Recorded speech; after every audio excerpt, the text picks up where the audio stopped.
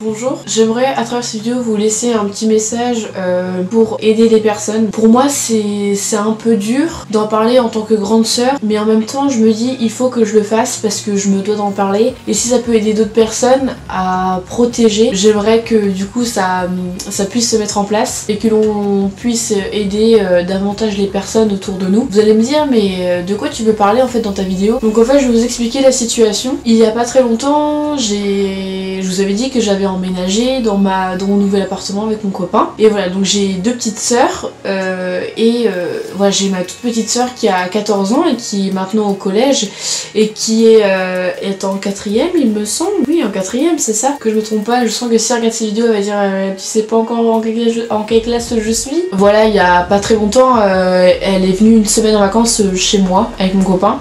Et elle était super contente et puis à un moment donné elle rentre à la maison, enfin chez mes parents. Je reçois un message où comme quoi elle nous remercie pour la semaine et qu'en même temps elle est très triste. Je lui demande mais pourquoi tu es triste? Pourquoi tu pleures? Pourquoi tu te mets dans des états pas possibles? Donc j'en parle avec mon copain, je dis mais est-ce que tu sais, est-ce que t'as dit quelque chose? Et en fait elle en a parlé à mon copain. Et elle m'en a pas parlé tout de suite parce que je pense par manque de temps vu que moi je travaillais et j'ai pas eu l'occasion de discuter avec elle. Et je pense qu'elle a pas voulu se mettre à pleurer devant moi. Elle m'a fait comprendre qu'à l'école c'était très difficile, donc c'est-à-dire au collège, qu'elle avait pas de copine. C'est quelque chose qui me fait chier en fait, parce que tout simplement pour peser les mots là-dessus, ça me fait chier, parce que tout simplement ma petite sœur c'est mon tout, c'est mon devoir de la protéger et je me dis que je suis impuissante vis-à-vis de ça, parce que je peux rien faire pour qu'elle puisse avoir des copines. Après elle a des copines, mais le problème de ses copines c'est que dans leur groupe de ses meilleures copines, et ben ces filles-là n'aiment pas ma sœur, donc elle a pas le droit de rentrer dans le groupe. Vous voyez ce que je veux dire? Et ça, franchement, ça m'énerve. Comment vous dire que c'est la personne la plus adorable que je connaisse dans ma vie, qui sera toujours là pour les autres. Et elle est adorable, elle est hyper gentille, elle fera jamais une crasse derrière quelqu'un, à part si vraiment faut la faire chier. Si vous la faites chier ou la titiller, c'est sûr qu'elle va vous faire du mal. On est de la même famille, donc je sais comment elle va réagir et comment moi je réagirais. C'est une belle personne qui a beaucoup d'amour. Ça me fait chier que ça tombe sur elle, parce qu'en fait moi je l'ai vécu. Je vous ai fait une vidéo où j'ai parlé de mon harcèlement, de ce que j'ai pu vivre, et en fait à travers ça, et ben ma soeur c'est pas du harcèlement, mais c'est le fait qu'elle s'isole et qu'elle a personne en fait sur qui elle peut justement s'appuyer, et en fait elle est toute seule et les profs ils ne font rien pour. Dans la cour, quand elle se fait embêter, les pions ils s'en fichent, ils disent que c'est leur problème, qu'ils doivent régler leurs problèmes par eux-mêmes. Je trouve ça complètement débile et je vois pas l'intérêt de mettre ça en place. Donc je me dis peut-être qu'à travers cette vidéo les gens ils vont regarder ça, ils vont se dire ben peut-être qu'on devrait aller vers elle, ou peut-être qu'on pourrait réagir différemment, ou peut-être que dans d'autres écoles et ben les gens se diront en fait la fille est toute seule, pourquoi pas on irait avec elle, pourquoi on n'essaierait pas justement de la découvrir? Parce que ma soeur, comme je vous dis qu'elle est super douce et tout, mais elle est hyper drôle,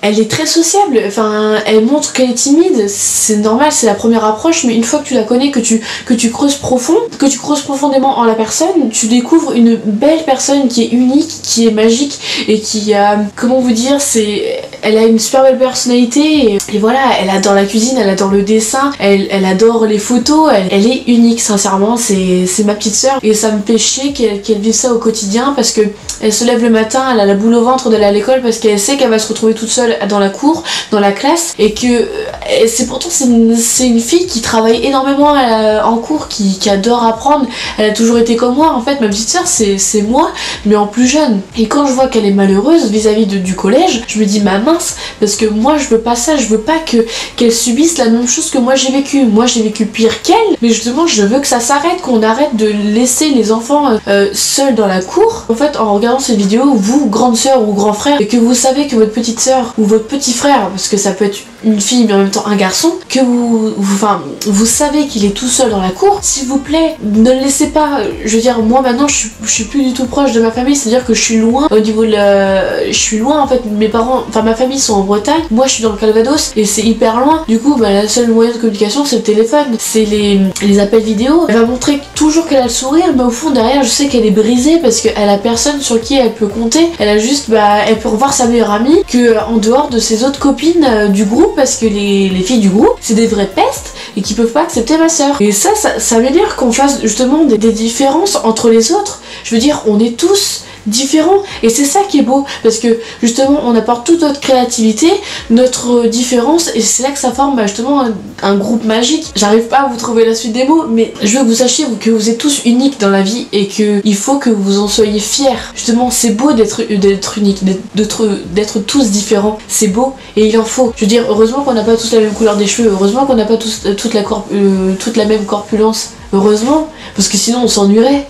On s'ennuierait d'avoir toujours la même chose. Mais enfin voilà, c'était mon petit débriefing, mais j'espère en tout cas que ça aura aidé pas mal de monde et que ça aura fait réagir peut-être des professionnels au sein des écoles, des collèges, des lycées. Il n'y a pas un âge précis, je veux dire, où dans les écoles, les gens se retrouvent seuls. Moi j'ai été seule et mes seuls amis que j'avais au lycée et au collège, c'était mes putains de bouquins. Maintenant j'en suis fière, je lis énormément de bouquins et je me dis, j'ai pas eu cette amitié où je pouvais être épaulée en fait. Tout simplement, j'avais ma famille qui me soutenait derrière, qui me défendait tous les jours, et j'avais ce carnet à chaque fois où je griffonnais des mots parce que tout simplement on me faisait du mal au collège et au lycée. Et j'espère qu'un jour je mettrai à nu mes mots devant le monde entier, où je pourrai écrire mon bouquin et montrer à quel point moi j'ai énormément souffert. Je me dis qu'il y a toujours pire que moi, c'est sûr, mais à un moment donné il faut que ça s'arrête. Il faut aussi se reprendre en main et réfléchir en fait. L'être humain il devient bête et complètement con, et c'est dommage parce que l'être humain, comme je dis, il est unique.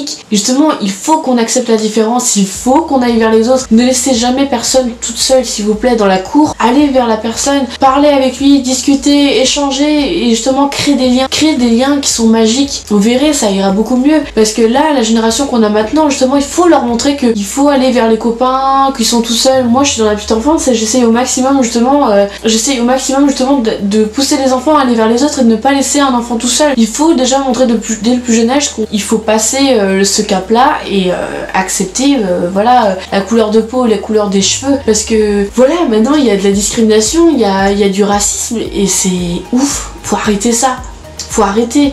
Je veux dire, c'est complètement débile. C'en est tout pour cette vidéo. J'espère que mon message a été passé et que ma soeur ira beaucoup mieux, parce que tout simplement elle mérite pas ça et personne ne mérite ça dans le monde. Et voilà, j'espère en tout cas avoir fait réagir des professionnels, par exemple comme je vous disais dans les écoles, les lycées, les collèges, parce que même les pions, vous êtes des professionnels autour de l'adolescent. Faut que vous soyez là justement, ne laissez pas un enfant tout seul aller vers lui en disant pourquoi tu ne vas pas vers les autres, pourquoi t'es tout seul, est-ce que tu as besoin d'aide, est-ce que tu as besoin de parler, parce que oui, un enfant qui va pas se confier, justement il a des choses, il retient des choses qui lui fait énormément mal. Donc c'est là où il faut se dire je prends mon courage à deux mains et je vais parler à cet adolescent, parce que oui, les ados ils sont pas forcément simples, mais justement ils sont tellement tristes au fond d'eux qu'ils ont besoin de trouver la bonne personne pour pouvoir s'échapper de ce mal. Voilà, parce que en l'ayant vécu, je sais ce que ressentent les ados qui sont blessés. Donc voilà, je m'arrête là pour cette vidéo. Je pense qu'elle est assez longue, j'espère qu'elle vous aura plu. Si c'est le cas, n'hésitez pas à laisser un pouce en l'air. Voilà, si vous avez des petits conseils, justement des petites histoires